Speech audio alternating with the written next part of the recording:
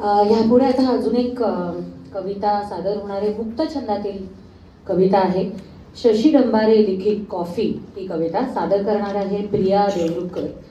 एका स्त्रीकडून असलेल्या समाजाच्या अपेक्षा आणि तिच्या स्वतःच्या इच्छा आकांक्षा ह्यात चाललेल्या द्वंद्वाला ही कविता ह्या कवितेत व्यक्त केल्या आहे प्रिया देवरुखकर.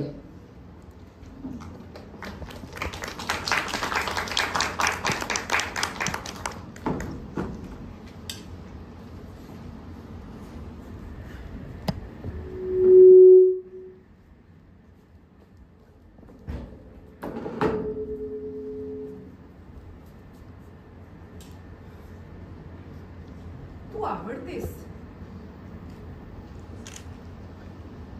तू आवडतेस या शब्दांवर किती भाळावा एखादा जीव, रुंजणावी किती स्पंदने, की नशेतच ओलांडावी शीव. तू आवडतेस या शब्दांवर किती पायऱ्या चढाव्या,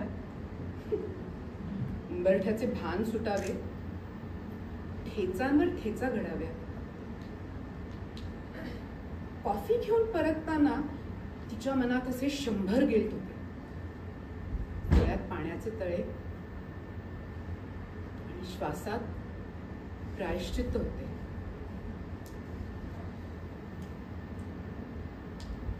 हे असं नको होतं वागायला,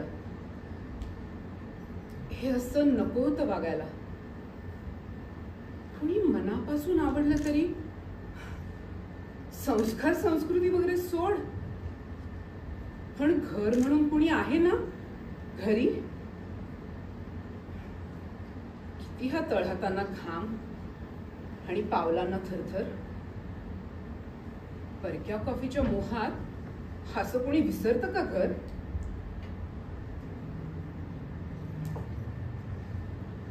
कॉफी घेऊन परतताना तिच्या मनात असे 100 गिल्ट होते. डोळ्यात पाण्याचे तळे आणि श्वासात प्रायश्चित्त होते. ती घरात शिरली.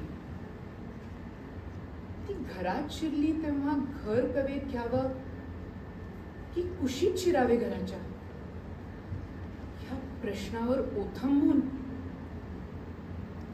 कमानीवर थबकली ताराच्या. तर घरात नेहमीचीच शांतता. टीव्हीवर तेवढ्या बातम्या किंवा क्रिकेट. ती उशिरा आल्याची ना भिंतींनी घेतली दखल, ना कोपऱ्यातनं आला प्रश्न थेट. तीच राहिली मग काही बाई कारण. गिल्ट निघावा म्हणून तिलाच स्पष्टीकरण. कधी नव्हे ते लाडी खट्ट, अनामिकेत अनामिका गुंतवून घट्ट. कधी नव्हे ते स्वतःहून कुशीत शिरणे, स्थिरावणे, बाहेर येणे.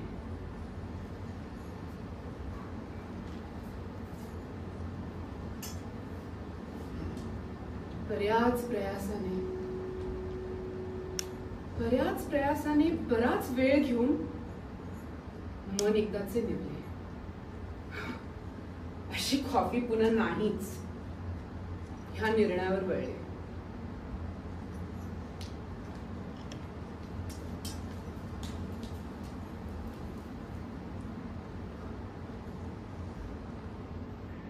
दुसऱ्या दिवशी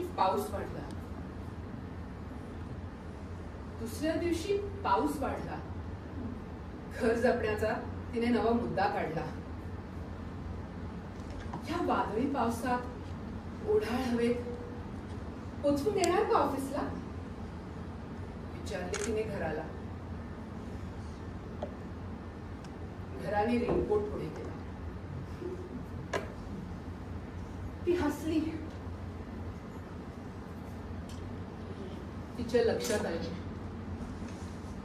पाऊस प्रत्येकाचाच वेगळा असतो. पाऊस प्रत्येकाचाच वेगळा असतो, कुठे माळरानावरही फुलं उमलतात, तर कधी भिंतींना ओलावाच नसतो. कालपासून सुकत ठेवलेले काळीज अजूनही ओलेच होते. कालपासून सुकत ठेवलेले काळीज अजूनही ओले होते. कॉफीचे मग, वाफेची वलय, सोबतीचे निमंत्रण ही खुलेच होते. आषाढातला इंद्रधनू नव्याने डोळ्यात उमटला. आषाढातला इंद्रधनू नव्याने डोळ्यात उमटला. तू आवडतेस ह्या शब्दाचा ढग सरसरून अंगभर चढला. आता भर पावसात स्कूटीला तिने विना रेनकोटच हाकलंय. आता भर पावसात स्कूटीला तिने विना रेनकोटच हाकलंय.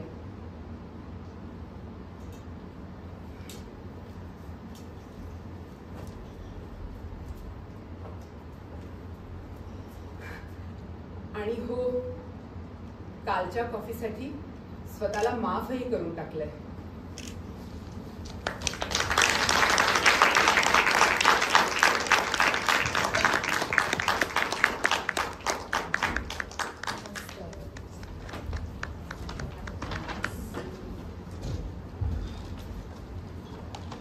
चालू आहे. धन्यवाद प्रिया. मंडळी, थोर साहित्यिक राम गणेश गडकरी यांनी बाळकराम या टोपण नावाने विपुल विनोदी लेखन केले. त्यांनी स्वयंपाकघरातील गोष्टी हा एक लेख लिहिलाय. त्यात बाळकराम यांच्या घराण्याच्या पाकशास्त्रातील नैपुण्याबद्दल पूर्वापार लौकिक चालत आलेला आहे अशी त्या घराण्याची ती गोष्ट आहे. गेल्या 7 पिढ्यात त्यांच्या घरात बायकांना स्वयंपाक करण्याची सक्त मनाई आहे. वडिलांनी मात्र पूर्व परंपरा सोडून विद्याभ्यास, नोकरी यासारखे नसते धंदे करण्यात साऱ्या आयुष्याची माती केली. पण बाळकराम यांच्या जन्माने घराण्याच्या स्वयंपाक नैपुण्याचा पुन्हा जन्म घेतला. नीला बर्वे आपल्या समोर सादर करणार आहेत स्वतः बाळकराम म्हणून.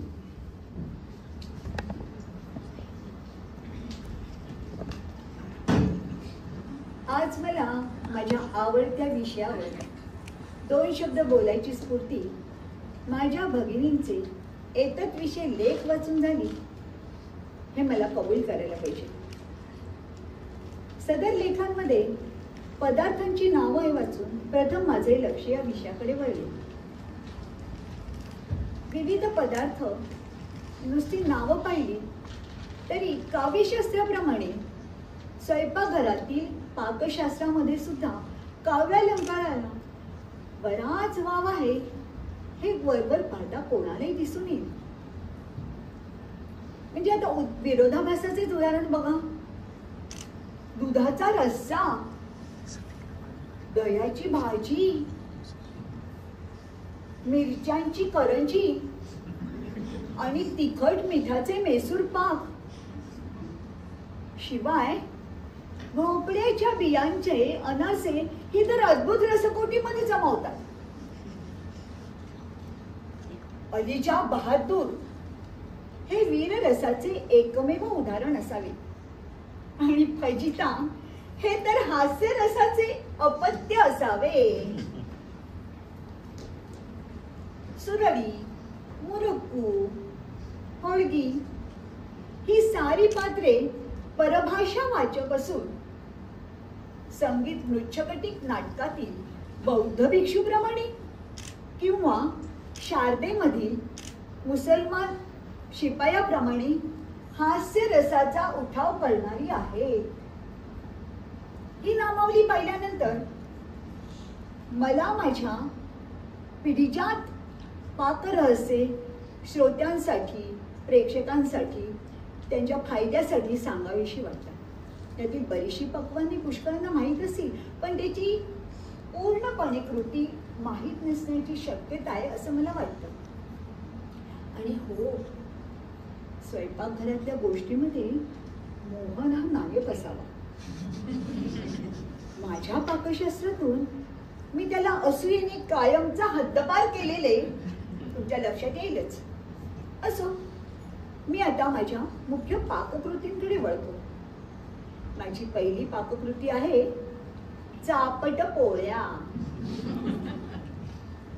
एक छानशी पाट घ्यावी, दुसऱ्याची.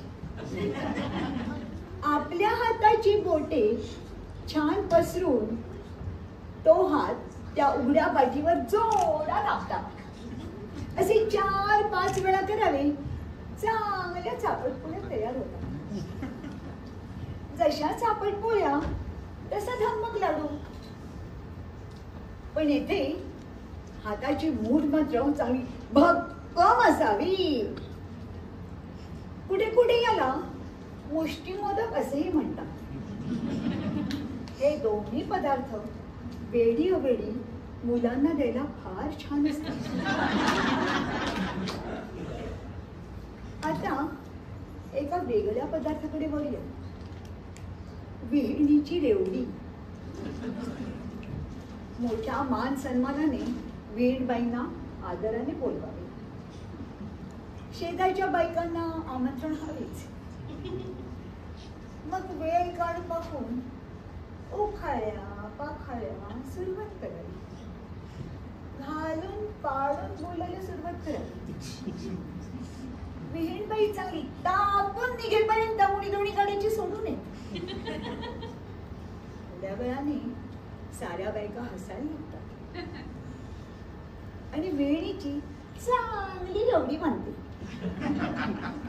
पण येथे आपल्याकडे वरमाईचे नाते असणे आवश्यक. बर्फीची चटणी अगदी सोपी. बाजारातून आपल्या आवडीची 100-125 चटणी आणावी, बर्फी आणावी आणि सहज कुठेतरी उघडी अशी ठेवून द्यावी, दिसेल अशी.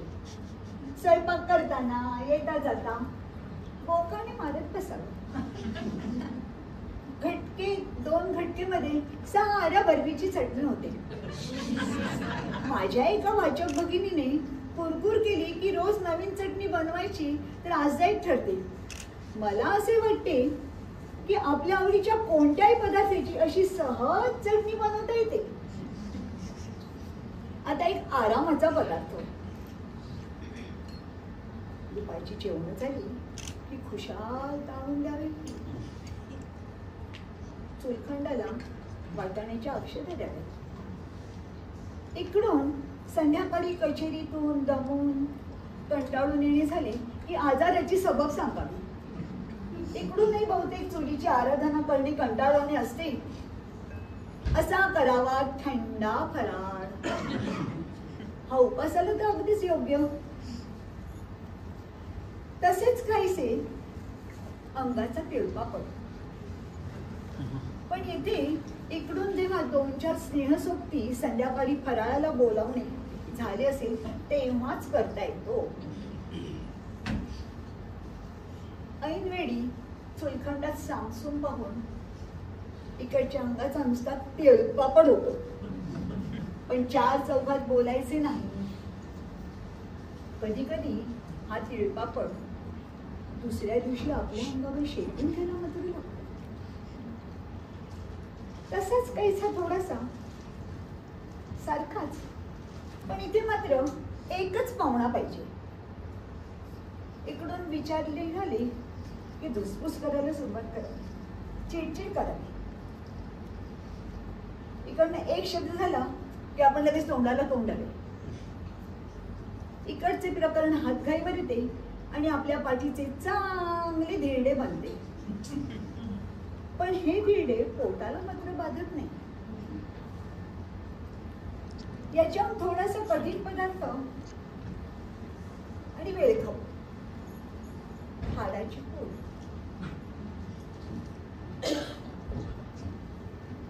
सतत धुसफुसत राहावं. इकडच्या लोकांना सारखी शिवीगाळ करत राहावी. कैदा शिणीसारखं वागणं असावं. साऱ्या घराला सडो की पळो करून सोडावं. कोणाचं म्हणून कोणाचं ऐकून ये. थोड्या दिवसात कधीतरी एकदा आपल्या हाडाची चांगली पूड होते. पण हे पक्वान्न नेहमी करायला जरा त्रासदायक. आता जरा एका वेगळ्या पदार्थाकडे बोलूया. आपल्याला जन्मांतरी कधीही बघायला मिळणार नाही असे दागिने अंगावर घालून समारंभात कार्यक्रमात निर्बंध राहण्याचे सतत कल्पना करत राहावी. याला मनातले मांडे खाणे असं म्हणतात. हा पदार्थ गरीबाला कधीही करता येतो, पण जर श्रीमंती असेल तर आणखीन एक पदार्थ जमू शकतो. घरादारात भरपूर नोकर चाकर आहेत, त्यांच्याकडे अजिबात लक्ष देऊ नये की लक्ष ठेवू नये. शिदा बाजारहाट दळण घरात काय करतायत खातायत काहीही लक्ष देऊ नये. थोड्याच दिवसात या साऱ्या माणसांचे मेदपूट होते, मात्र ते उघड्यावर येईपर्यंतच टिकते. तसंच कधीतरी इकडे बाई बसल्याचं व्यसन लागलं ना की चिडून वैतागून नोकर चाकरांवर गळता टाकून सरळ माहेरीची वाट राहिली. 4-6 महिन्यातच घरादाराचे खोबरे बांधले. पण हा पदार्थ जन्मात एकदाच करता येते.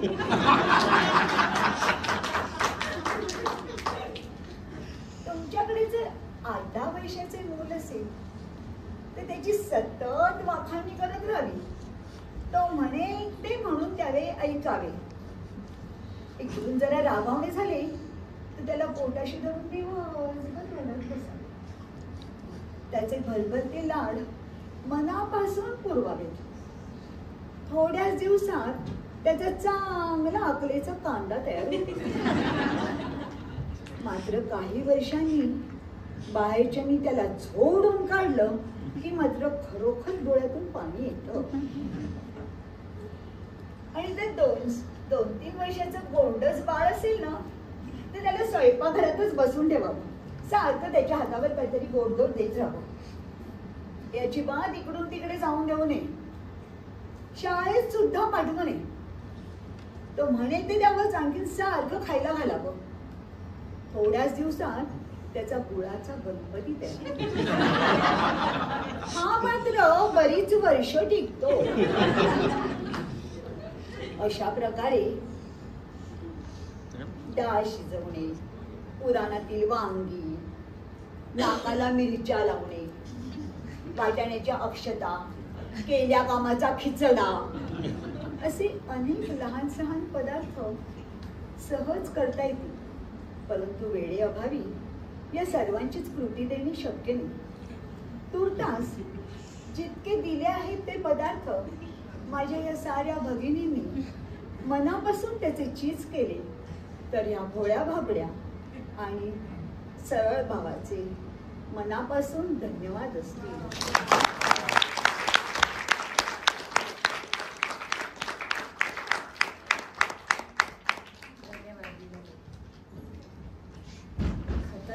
खतरनाक होत्या पाककृती. भूक उडाली आणि भीती वाटायला लागली. आता मंडळी, अभिनय ही फक्त वाचिक कला नाही. जरी लेखकाने लिहिलेला शब्द एखाद्या अभिनेत्याच्या अभिनयाला झळाळी आणतो तरी तो नट त्या शब्दांचा गुलाम नसतो. नाटक हे केवळ समजायचं नाही तर अनुभवायचं असतं.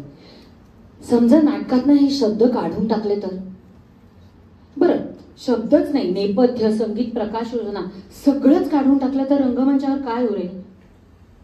अशा शून्य अवकाशात विशिष्ट स्थळ, काळ आणि विविध व्यक्तिरेखा असलेली गोष्ट तरीही प्रेक्षकांना सांगता येईल. कार्लोस मार्टिनेस लिखित अंघोळ हा प्रवेश ह्या सगळ्याशिवाय सादर करतो योगेश तळवळकर.